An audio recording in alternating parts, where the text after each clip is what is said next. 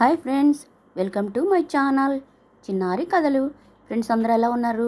బాగున్నారా? ఈరోజు మన ఛానల్లో చెప్పుకుందాం తిక్కమక్క బ్రాహ్మణుడు. అనగనగా ఒక గ్రామంలో ఒక బ్రాహ్మణుడు ఉండేవాడు. ఒకరోజు అతనికి ధనికుడు ఒక చిన్న లేగదూడను దానంగా ఇచ్చాడు. బ్రాహ్మణుడు అతని దానాన్ని స్వీకరించి అతన్ని మనసారా దీవించి తన గ్రామానికి తిరుగు ప్రయాణమయ్యాడు. అతను వెళ్ళే దారిలో ఒక చిన్న అడవిని దాటి వెళ్ళాలి. బ్రాహ్మణుడు తన భుజాన్న లేగదోడిని వేసుకొని అడవిని దాటసాగాడు. ఆ అడవిలో ముగ్గురు స్నేహితులు ఉండేవారు. వారు ఎల్లప్పుడూ ఇతరులు మోసం చేసి, మాయ చేసి, ఆట పట్టించి ఆనందిస్తూ ఉండేవారు. సంతోషంగా అటువైపు వస్తున్న బ్రాహ్మణుని చూసి అతన్ని ఆట పట్టించాలని ఆ ముగ్గురు ఒకచోట దాగి ఉన్నారు. దాగి ఉన్న ఆ ముగ్గురు స్నేహితుల్లో ఒకరు బయటకు వచ్చి బ్రాహ్మణ్ణి చూసి ఈ విధంగా అన్నారు: ఓ మిత్రమా, నువ్వు చాలా బలశాలివి.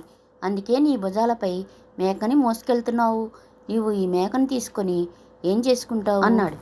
అతని మాటలు విన్న బ్రాహ్మణుడు ఈ విధంగా అన్నాడు: నువ్వు గుడ్డివాడివా? ఇది మేక కాదు, ఇది లేగదూడ అని చెప్పాడు. బ్రాహ్మణుని మాటలకి ఆ వ్యక్తి నవ్వుతూ ఇలా అన్నాడు: నేను కాదు, నువ్వే నిజమైన గుడ్డివాడివి.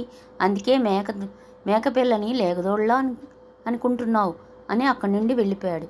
మొదటి స్నేహితుడు వెళ్ళిన కొద్దిసేపటికి రెండవ స్నేహితుడు బ్రాహ్మణుడి దగ్గరికి వచ్చాడు. ఇలా అన్నాడు: ఓ బ్రాహ్మణుడా, నీవు చాలా సంతోషంగా ఉన్నట్టున్నావే, ఏమిటి సంగతి అన్నాడు. ఆ మాటలకి ఆ బ్రాహ్మణుడు ఈ విధంగా సమాధానం చెప్పాడు: నాకు ధనిక వ్యాపారి నుండి లేగదూడ దానంగా లభించింది అని చెప్పాడు. ఆ మాటలకి రెండవ స్నేహితుడు ఆశ్చర్యం నిండిన కంఠంతో ఇలా అన్నాడు: ఏమిటి, ఇది లేగదూడ? ఆ ధనికుడు నిన్ను మోసం చేశాడు. నీ భుజాలపై ఉన్నది గాడిద. నీకు నిజంగా అది గాడిద అని తెలీదా అని గట్టిగా నవ్వుకుంటూ అక్కడి నుండి వెళ్ళిపోయాడు. బ్రాహ్మణుడు సందిగ్ధంలో పడ్డాడు. బ్రాహ్మణుడు అలా ఆలోచిస్తూ వెళ్తూ ఉండగా అతనికి మూడో స్నేహితుడు తారసపడ్డాడు. బ్రాహ్మణుడు అతను పిలిచి ఈ విధంగా అడిగాడు: మిత్రమా, నా భుజాలపై ఉన్న జంతువు ఏదో చూసి కాస్త నువ్వైనా చెప్పవా అని అడిగాడు. మూడవవాడు వెంటనే ఆ జంతువుని తెరపార చూసి ఈ విధంగా అన్నాడు: ఇది కుక్క. నీకు దాని పొడవైన చెవులు, నాలిక కనిపించలేదా అని అన్నాడు. అసలే అయోమయంలో బ్రాహ్మణుడు ఈ విధంగా అనుకున్నాడు: ఇదేదో దయ్యాలు పట్టిన జంతువు అయి ఉంటుంది. అందుకే దాన్ని చూసిన వాళ్ళలో ఒక్కొక్కరికి ఒక్కో విధంగా కనిపిస్తున్నది. తన భుజాలపై ఉన్న లేగదోడను విసిరికొట్టి పరిగెత్తసాగాడు. ఆ ముగ్గురు స్నేహితులు తాము బ్రాహ్మణుని అయోమయంలో పడేసి తికమక పెట్టామని మనస్ఫూర్తిగా నవ్వుకున్నారు.